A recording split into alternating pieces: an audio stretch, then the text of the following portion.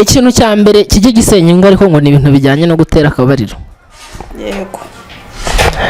Hari umuco mwinshi tuzi abantu bakunze kuvuga ngo wa muco ngo kuzana amavangingo, hari ibyo waba ubiziho?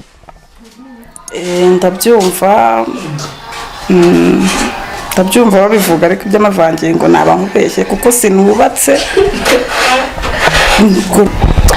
Yes, tubahaye ikaze mwebwe mwese mudahwema kugenda mukurikirana ibiganiro byinshi tugenda tubagezaho.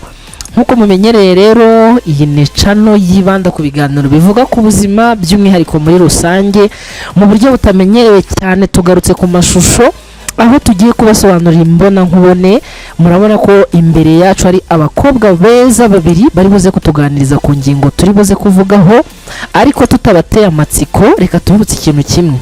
Kuri iyi chaîne ikintu tubasaba ni ikintu kimwe, no gukanda subscribe, ni kuri button tugakanda no kunzogera, ukibuka gukanda like, share na comment, ubundi tukajya tubana nawe 5 kuri 5 mu biganiro bitandukanye by'imyororokere muri rusange.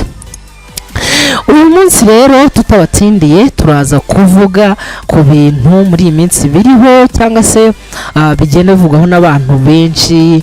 Ese ubundi abantu bari mu rugo cyangwa se bafite imiryango bashobora gutera akabariro inshuro zingahe ku munsi? Byagenda bite?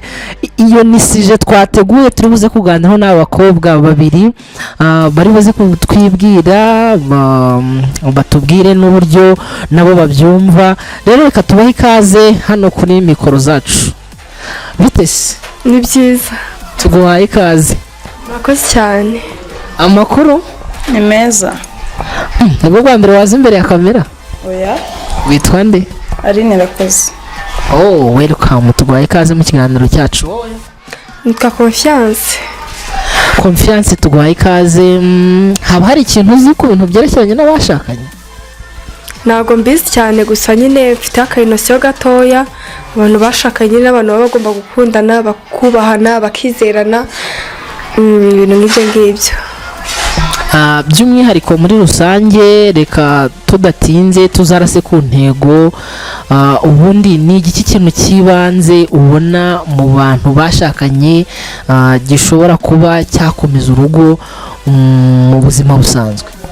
Ikintu kibanze mbona cyakuba ku rugo rugakomera no gutera akabariro, kuko urumva badateye akabariro ntabwo urugo rwakomera. Mu buhe buryo? Hari uburyo bwinshi cyane tuzi.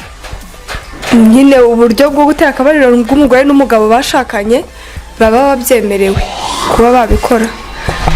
Muri iyi minsi haje uburyo bwinshi rero, abantu dusigaye twirwa tubona ibiganiro byinshi bitandukanye byo gutera akabariro. Sinzi ukuntu waba ubyumva. None se ibintu byo gutera akabariro ukuntu njya mbyumva, mba numva nyine ari nko guhura k'umugore n'umugabo, ego babana nyine mu rugo. Aline, wacecetse cyane, wigeze uteraho akabariro? Oya. Oya?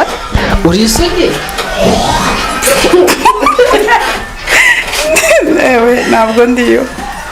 Saburiye? Ibyo urumva wowe ufite experience. Igihe ikintu tubwira. Ni ukuvuga mugenzi wanjye yaravuze, mwarimu mubajije ukuntu abantu bo mu rugo babigenza kugira ngo urugo rwabo rukomere. Kandi ni ukuvuga njyewe nta rugo mfite.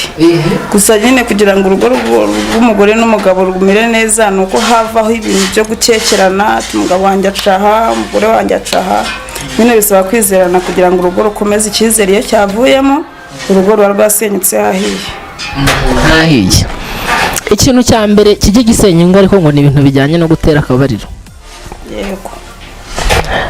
Hari umuco mwinshi tuzi abantu bakunze kuvuga ngo wa muco ngo kuzana amavangingo, hari ibyo waba ubiziho?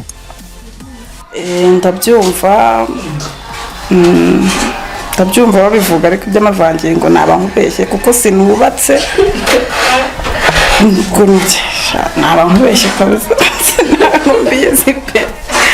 Gusa ibigaragara byo ni uko bavuga ngo umugore uteye neza cyangwa ubanye n'umugabo bigatinda ngo n'ufite amavangingo, ariko umbwiye ngo umugore mwiza n'ufite amavangingo ko ntubatse ntabwo nzi igishimisha umugabo cyari cyo. Kuri aha ntabwo byoroshye, ntabwo nawe uzi igishimisha umugabo. niyo gishimisha umugabo ukuntu mbyumva abantu babivuga mba numva ko nyine umuntu iyo avuze ngo ibyo baruyerekejeho byo mu mavangingo ngo abagore benshi bashimye ngo bakunda kugira ayo mavangingo gusa ntabwo mbizi neza nanjye nuko numva babivuga ukuntu byumva n'ubundi ni ukwirekura turi mu kiganiro kuko turi kuganira ntabwo ari ngombwa kugira ngo wipanike uvuga ukuntu bizi bitewe n'uko abantu bose buri wese abazi ukuntu abizi ku giti cye nyine ukuntu mbyumva numva bavuga ngo ingo kenshi zisenyuka kubera ko umugabo aba ahura n'umugore wiwe nyine umugore wenda amuhoza ku nkeke umugabo akigira ahandi yasanga wenda ahandi yagiye umugore uhari aratwika nyine ni umugore ufite byose yabuze ku mugore wiwe umugore wenda ntiyirekura ngo wenda ayo mavangingo ayabone wenda yagiye gushaka ku ruhande wenda warirekura bigatuma yumva ariho yakihorera ajya buri gihe kubera ko umugore wiwe nta kintu na kimwe amumarira ubundi si biterwa n'iki kugira ngo ubundi abantu bavuge ngo nta mavangingo bagira